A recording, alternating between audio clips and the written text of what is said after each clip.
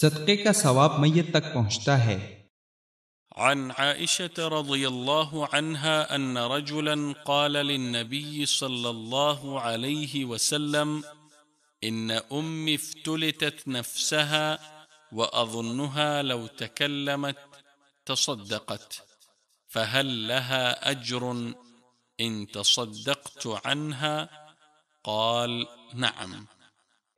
صحیح بخاری حدیث نمبر 1388 اور صحیح مسلم حدیث نمبر 1004۔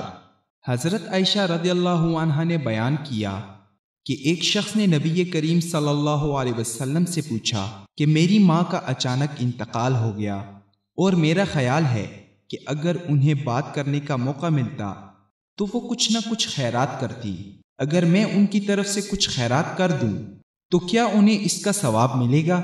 آپ صلی اللہ علیہ وسلم نے فرمایا کہ ہاں ملے گا۔